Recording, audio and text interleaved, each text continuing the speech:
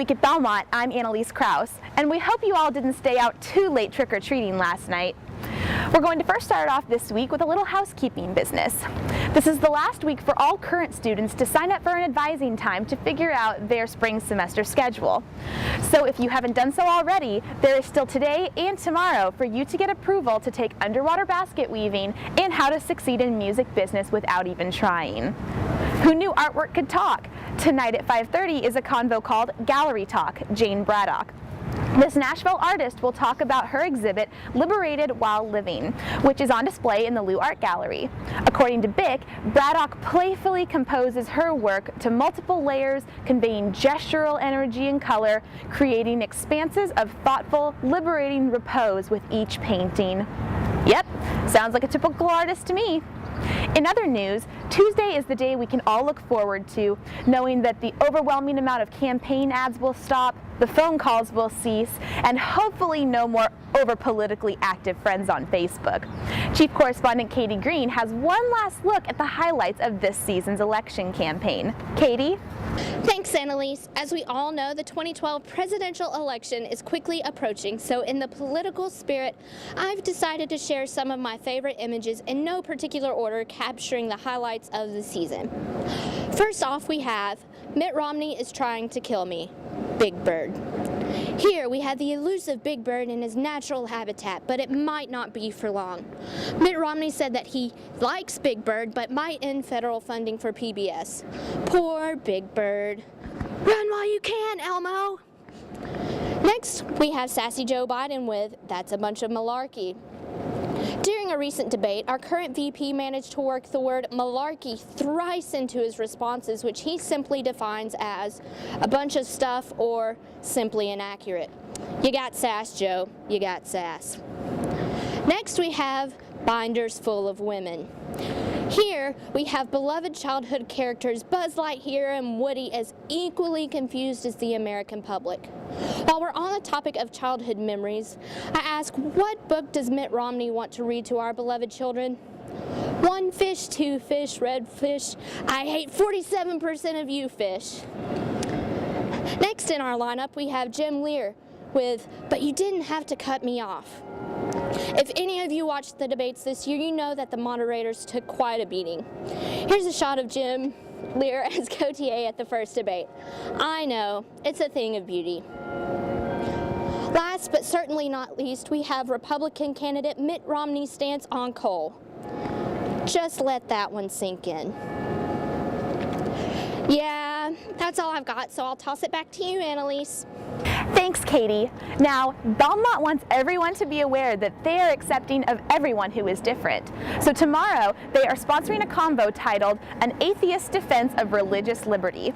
Come to McWhorter Room 110 during the convo hour to learn about efforts to nibble away at autonomy of religious organizations, even ones of which we disagree, boomerang against the minorities they seek to protect.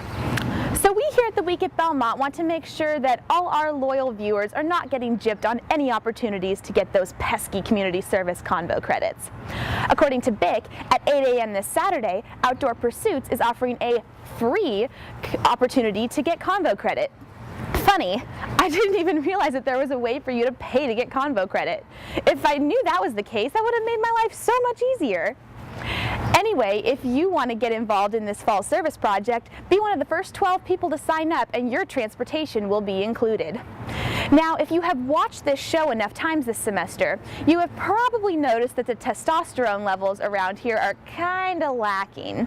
Therefore, Nick Miller has to try even harder to represent our male viewers. Let's take a look at what this intern has for us this week. Nick? Thanks, Annalise.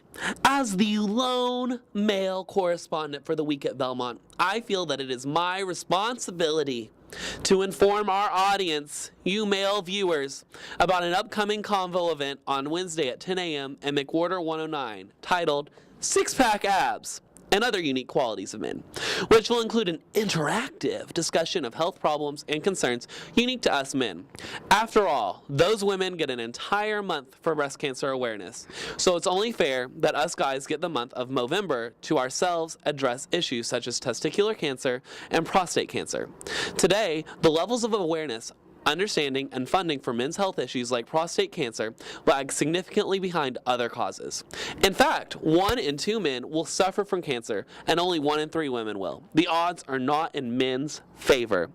Men can take care of themselves and work to defy the odds by getting a physical, knowing their family history, being physically active, sleeping well, eating a healthy diet, managing stress, and consuming alcohol in moderation.